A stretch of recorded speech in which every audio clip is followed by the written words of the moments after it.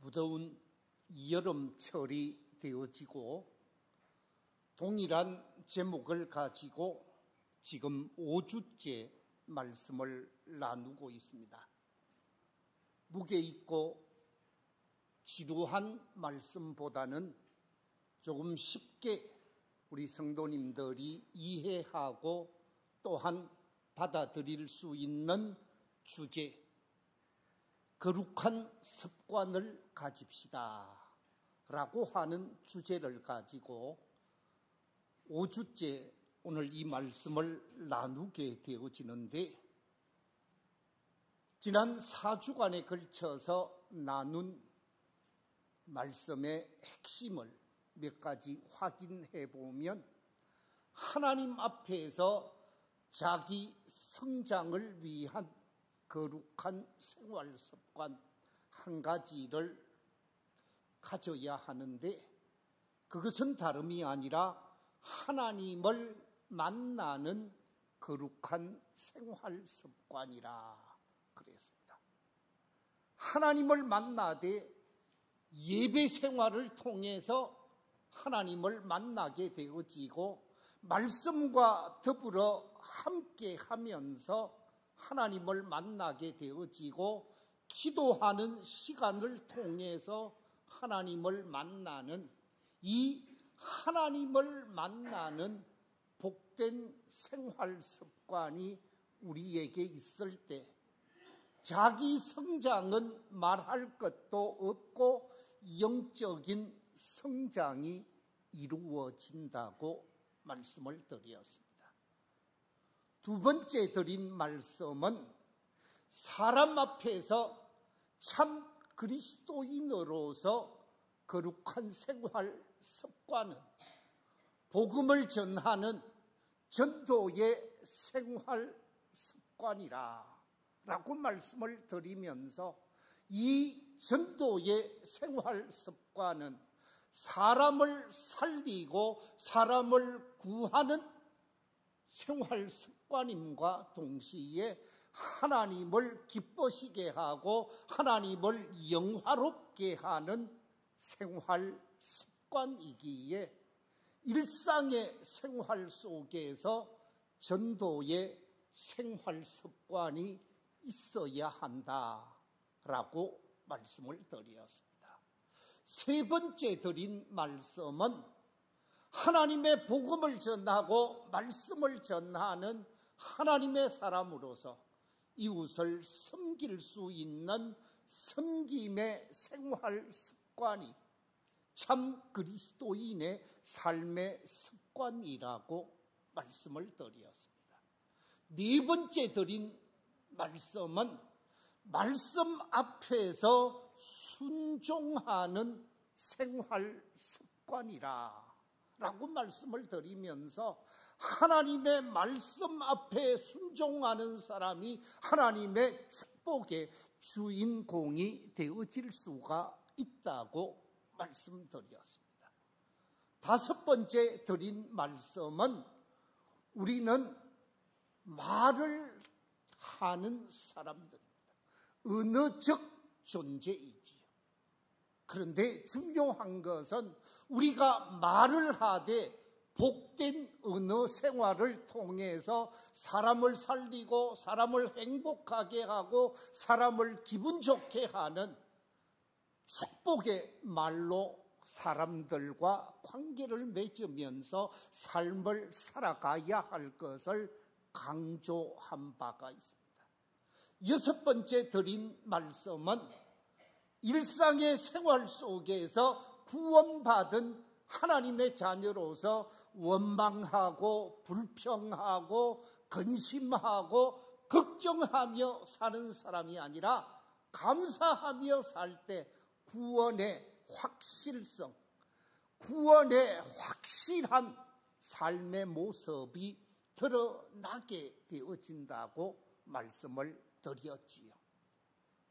일곱 번째 오늘 드려지는 말씀, 일곱 번째 드려지는 말씀은 용서의 생활 습관과 이어질 수가 있는 말씀입니다.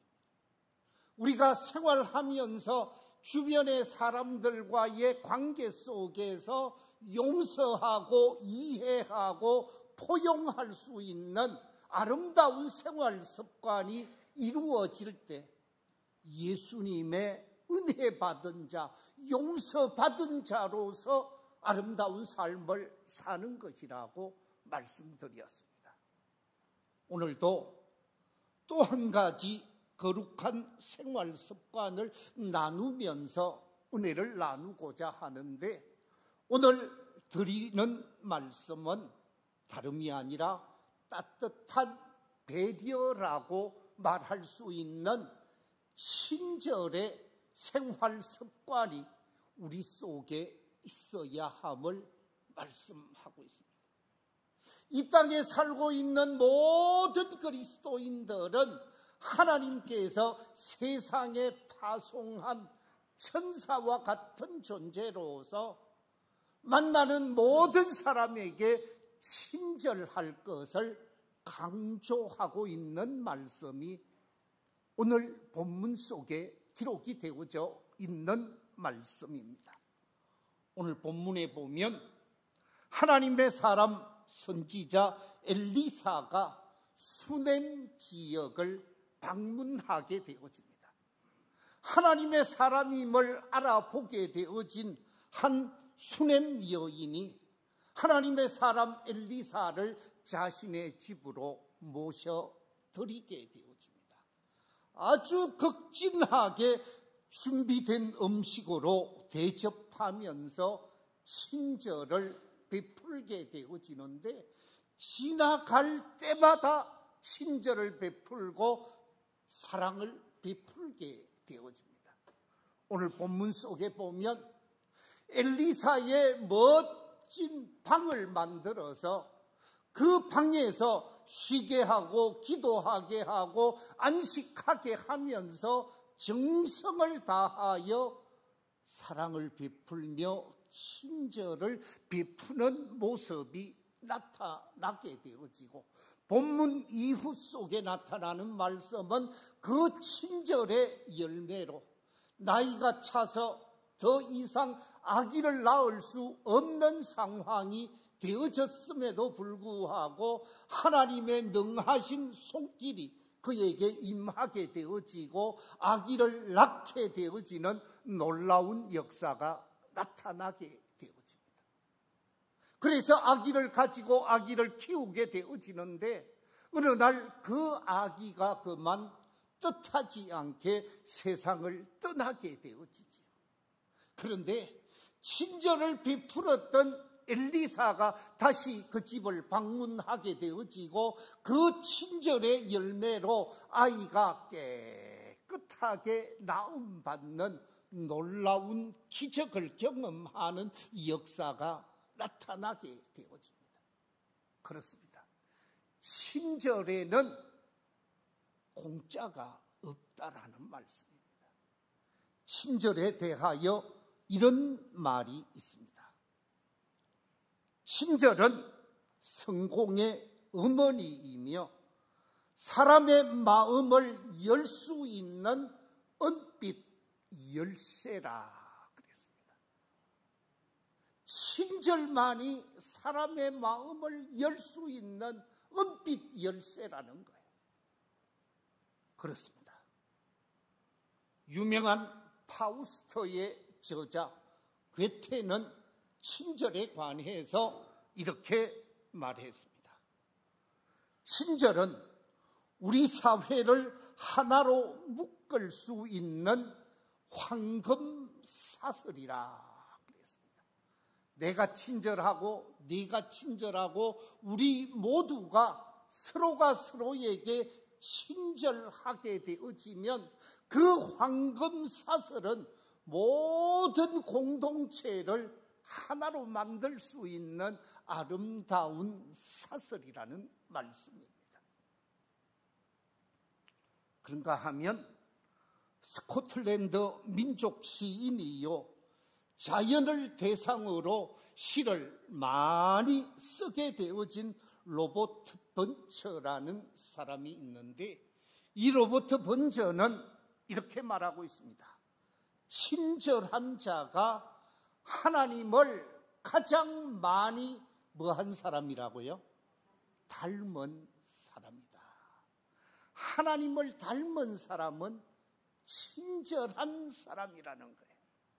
그렇기 때문에 교회 속에서 안내를 보시는 분들도 정말 친절한 모습으로 성도들을 맞이하고 처음 오시는 분들을 맞이하는 친절의 손길이 되어질 때 외부에서 오는 사람들이, 교회 처음 방문하는 사람들이 이 교회는 참 하나님을 닮은 사람이 많구나, 이 교회는 참 친절한 교회이구나 하는 것을 깨닫게 되어지는 것이죠.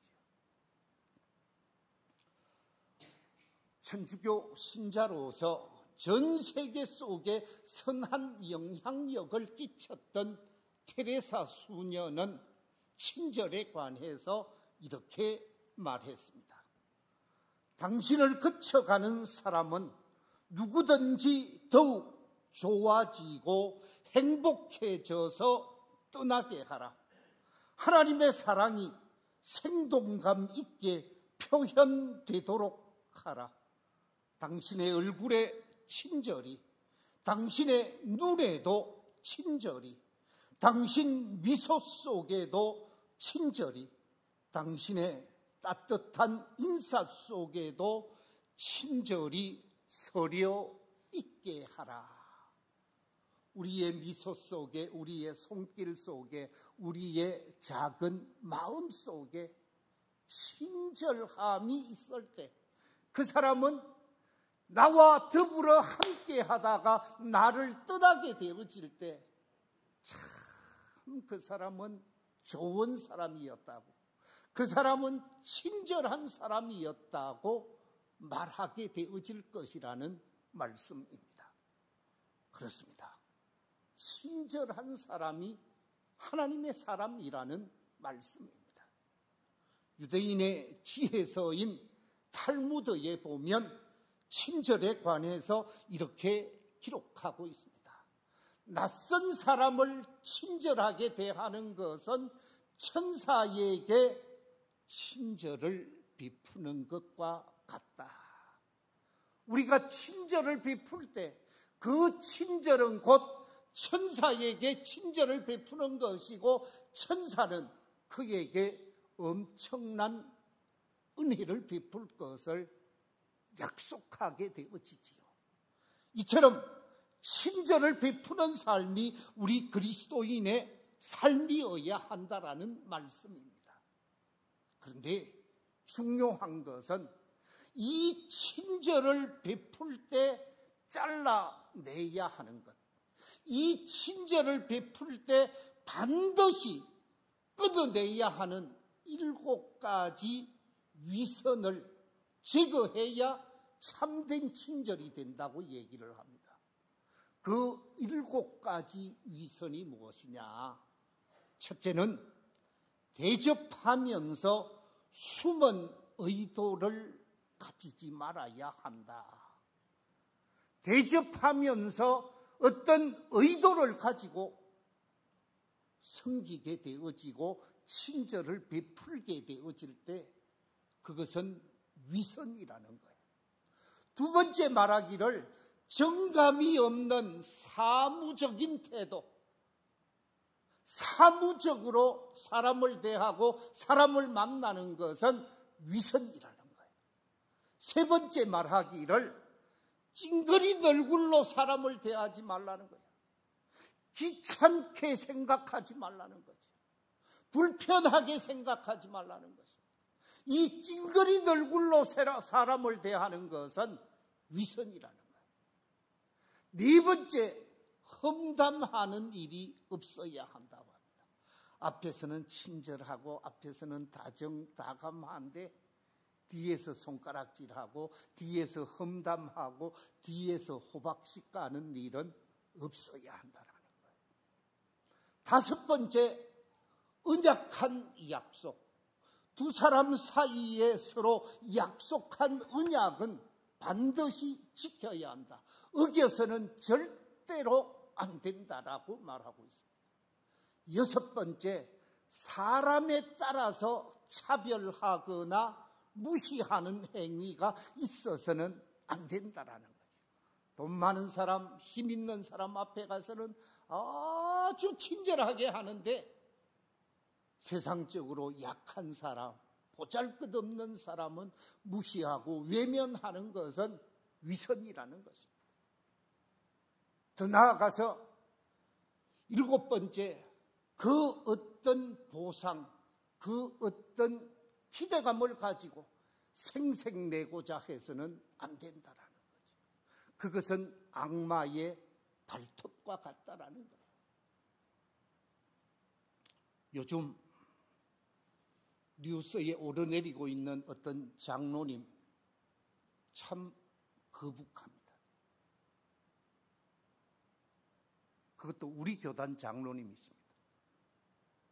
서울 청운교회라고 장로님과 사위가 뇌물을 주고 총리 비서실장을 했다고 하는 이런 분위기가 도는 것 같아서 제발 좀 아니기를 소원하고 있습니다.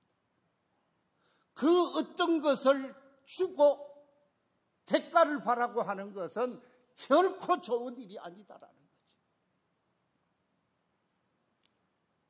일곱 가지 위선을 버리고 사람을 대하고 사람을 섬기는 아름다운 삶이 우리 그리스도인의 삶이어야 한다라는 거죠. 미국에서 있었던 일화를 하나 소개하겠습니다. 비바람이 세차게 불어오는 주말, 연휴로 이어지는 주말에 정신없이 생활하고 있었던 노부부가 아주 허름한 호텔을 찾아 들어가게 되어집니다. 필라델피아에 있는 아주 허름한 호텔을 찾아 들어가서 하룻밤 쉴 수 있는 방을 달라고 요청을 했습니다. 그런데 한 청년이 그 호텔 지배인을 하고 있는데 참 친절했습니다.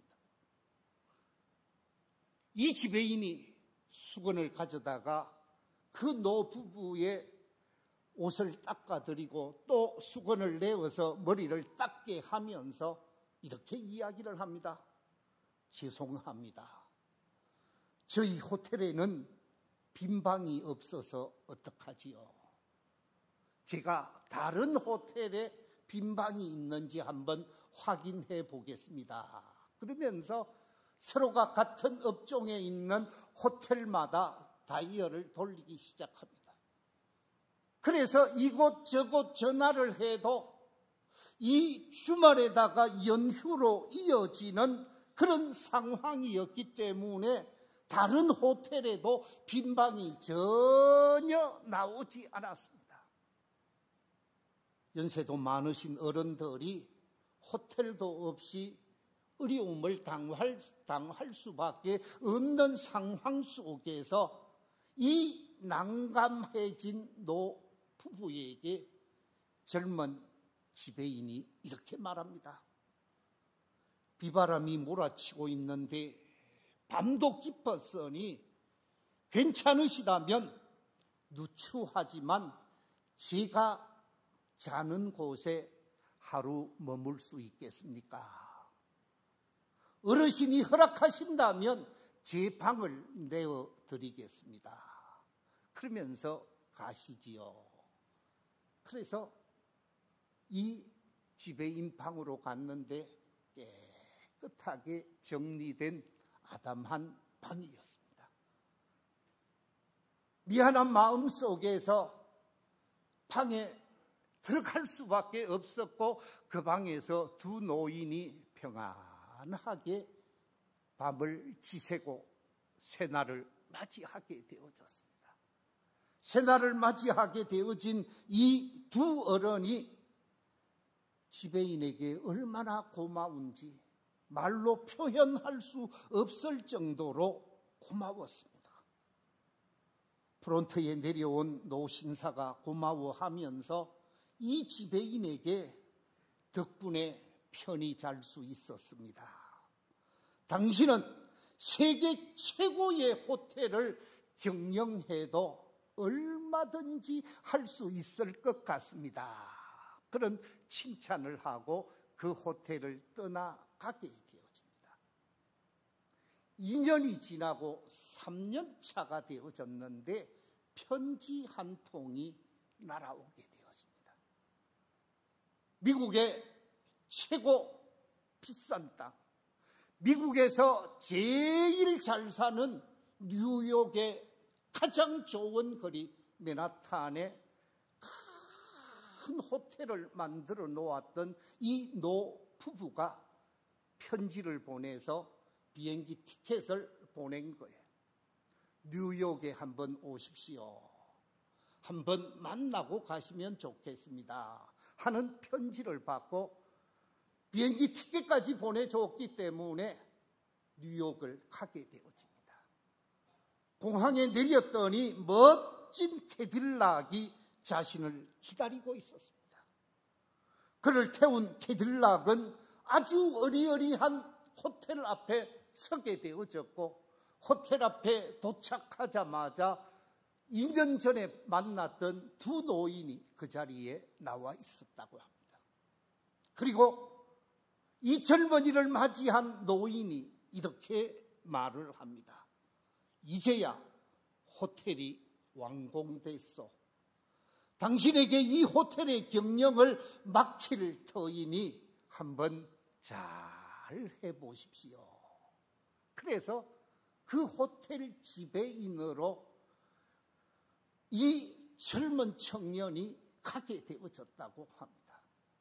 그래서 그 호텔을 섬기게 되어지는데 그 호텔 이름이 무엇이냐? 미국에서 아주 유명한 호텔입니다. 월도프 아스토리아 호텔. 이 월도프 아스토리아 호텔의 최고 대표가 되어진 사람이 누구냐? 조지 볼터라는 사진의 주인공입니다. 이 사람이 젊은 시절 노 부부에게 친절을 베푼 결과 지배인으로 뉴욕을 가게 되어지고 뉴욕에서 지배인으로 활동하면서 호텔 사장님의 외동딸이 자신을 따르게 되어집니다. 그래서 외동딸과 결혼을 하게 되어지고 장인 장모가 지어준 이 호텔을 사위에게 맡겨서 이 사위가 미국에서 최고의 호텔 경영자로서 거듭나게 되어지는 작은 사건은 비바람 부는 어느 날 노부부에게 친절을 베푼 그 작은 씨앗이 엄청난 인생의 반전을 가져오게 했다라는 말씀입니다. 아무런 대가도 없이 그저 어른을 섬기고 고객을 사랑하는 마음으로 친절을 베푼 결과 놀라운 역사가 나타나게 되어졌다라는 말씀이지요. 바로 이 조지 볼터의 자서전에 나오는 이야기입니다. 그렇습니다. 우리가 부지 중에 친절을 베풀 때 그 친절은 놀라운 결과를 가져오게도 한다라는 말씀이지요. 미국에 있었던 또 하나의 일화입니다. 늦은 오후 시간 갑자기 내리는 소나기 속에서 노 부인이 비를 피하기 위해 한 백화점에 들어오게 되어집니다.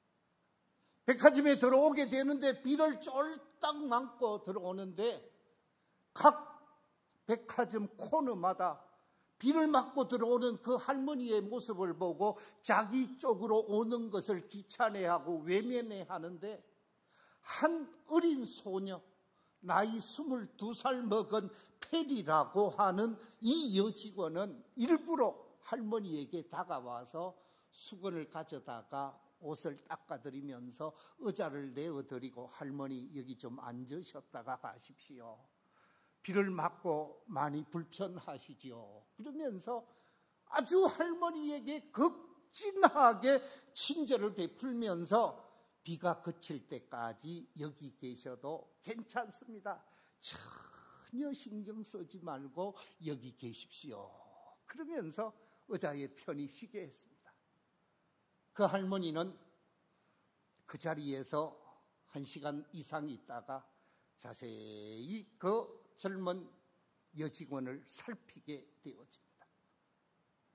그리고 난 다음 몇 개월 만에 백화점으로 편지가 한 통 날아오게 되어지는데 편지의 내용이 이렇습니다. 귀하의 백화점과 계약을 체결하고 싶습니다.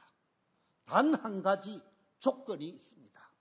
이 계약 체결의 모든 담당을 페리 양에게 맡겨주시는 것입니다. 이 페리 양에게 자신들이 계약할 때 모든 계약 조건을 페리 양에게 위임해달라고. 그래서 백화점 사장이 직접 해야 할 일을 페리 양에게 맡겨서 계약을 하게 되어지는데 거래량의 물량이 2년치 자기가 팔 수 있는 양이었다고 합니다. 그래서 2년치 매출액과 맞먹는 엄청난 주문을 하게 되어진 사람이 누구였느냐? 그 당시 미국에서 강철 왕으로 가장 잘 나가고 있었던 앤드류 카네기였습니다. 그 할머니는 바로 강철 왕 카네기의 어머니 모리슨 카네기였다고 합니다. 이 모리슨 할머니가 자신을 향하여 친절을 베풀어 준 그 이야기를 아들 카네기에게 했더니 이 카네기가 그 어머니에게 대한 고마운 마음을 표시한 그 자매에게 보답할 수 있도록 자기의 모든 회사의 자재를 다 거기서 가지고 오도록 해서 모든 가구를 주문하게 해서 2년치 매출량을 한 번에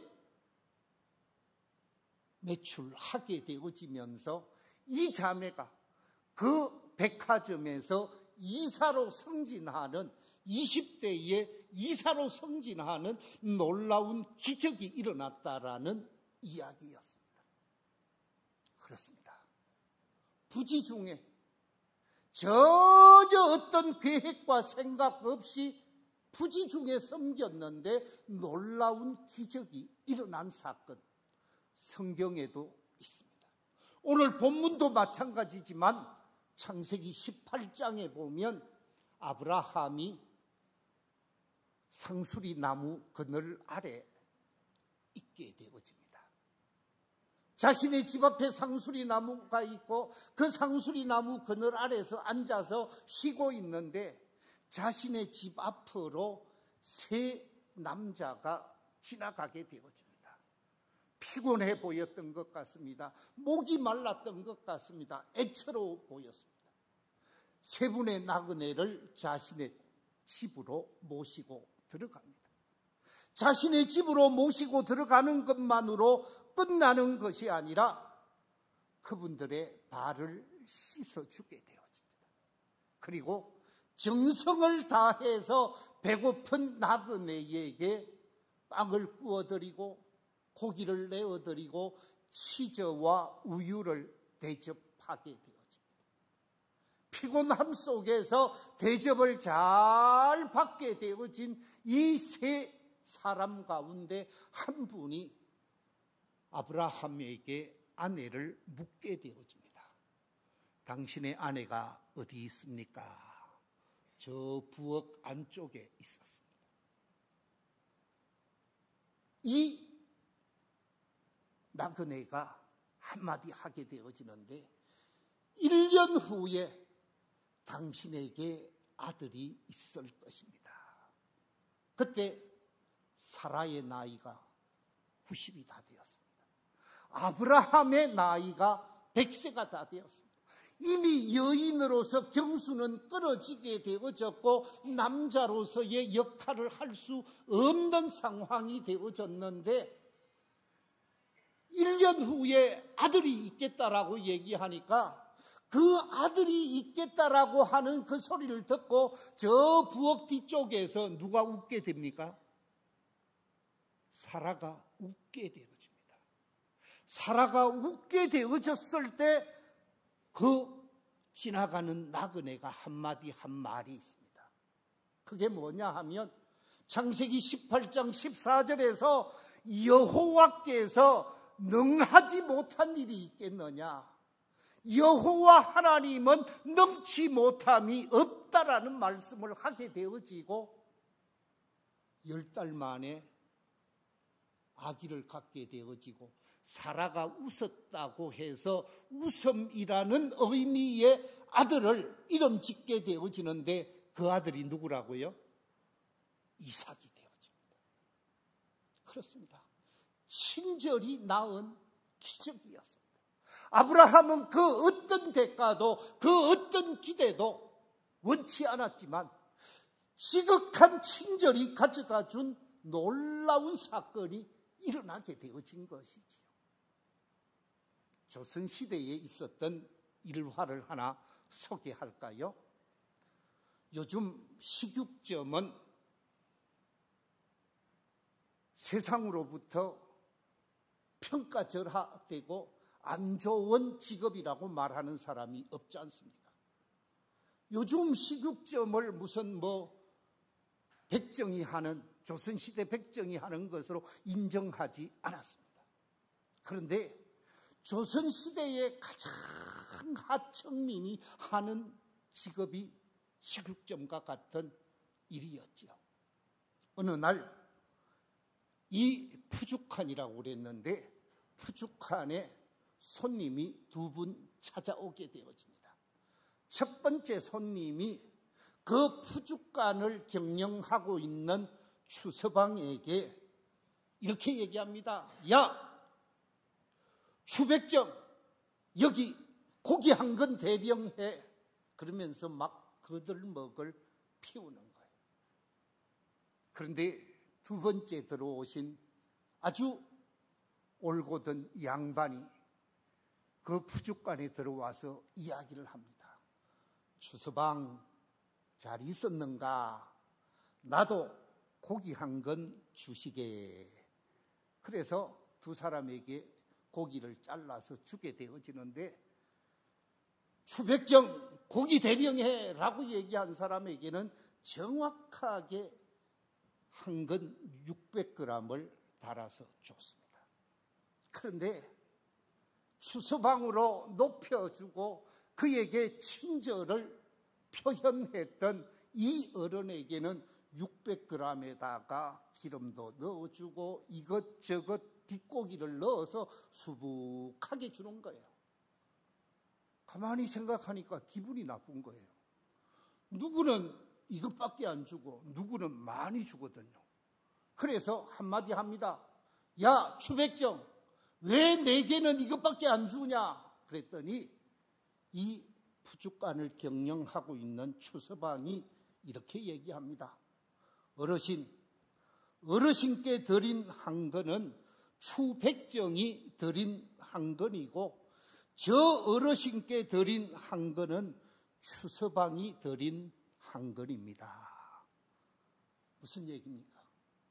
친절하게 한 사람에게는 플러스 알파가 있다라는 거예요. 그러나 함부로 자기가 양반이네 하고 함부로 말한 사람에게는 더 주고 싶은 마음이 없는 거죠. 이게 인간의 마음입니다. 우리가 사람을 만날 때 어떻게 만나야 하는가? 우리가 사람을 만날 때 어떻게 대하여야 하는가? 오늘 성경은 우리에게 친절을 베풀 때 내가 올라가고 내 인격이 존중을 받고 내가 사랑을 받게 갖게 되어진다라는 말씀입니다. 우리 그리스도인들이 믿음의 길을 걸어가면서 우리가 드러내야 할 세상 속에 보이지 않는 천사의 언어는 친절이라는 것. 우리가 오늘 말씀 후에 부를 찬송가 가사의 내용이 이렇습니다. 신자 되기 원합니다. 진심으로 진심으로. 신자 되기 원합니다. 진심으로 진심으로. 진심으로 신자 되기 원합니다. 진심으로. 사랑하기 원합니다. 진심으로 진심으로. 사랑하기 원합니다. 진심으로 진심으로. 진심으로 사랑하기 원합니다. 진심으로. 거룩하기 원합니다. 진심으로 진심으로. 거룩하기 원합니다. 진심으로 진심으로. 진심으로 거룩하기 원합니다. 진심으로. 마지막 4절, 예수 닮기 원합니다. 진심으로 진심으로. 예수 닮기 원합니다. 진심으로 진심으로. 진심으로 예수 닮기 원합니다. 진심으로. 그렇습니다. 우리 그리스도인들, 예수를 닮은 사람으로 거룩하게 삶을 살고 사랑하며 삶을 살고 신자다운 삶을 사는 것은 친절을 드러내고 친절을 베풀 때 그것이 곧 예수 닮은 모습이요, 사랑하며 사는 모습이요, 거룩하게 삶을 사는 모습이라는 것입니다. 잠언에서 이렇게 말하고 있습니다. 잠언 16장 24절 말씀 우리 같이 한번 읽어보겠습니다. 시작. 친절한 말은 꿀송이와 같아서 마음을 흐뭇하게 하고 건강에도 좋다. 현대인의 번역으로 번역되어진 말씀입니다. 에베소서에서는 이렇게 말씀하고 있습니다. 4장 31절 32절. 너희는 모든 악독과 노함과 분냄과 떠드는 것과 비방하는 것을 모든 악의와 함께 버리고 서로 친절하게 하며 불쌍히 여기며 서로 용서하기를 하나님이 그리스도 안에서 너희를 용서하심과 같이 하라. 하나님께 용서받고 은총을 입은 자로서 우리 주변의 모든 사람에게 자비를 베풀고 친절을 베풀 때 그 사람이 참 하나님의 사람이라는 거죠. 우리 모두가 거룩한 삶의 모습, 오늘 말씀의 주제처럼 우리의 생활 습관이 친절한 생활로 하나님께 영광을 돌리고 사람을 복되게 하는 하나님의 사람들이 다 되시기를 주의 이름으로 축원합니다.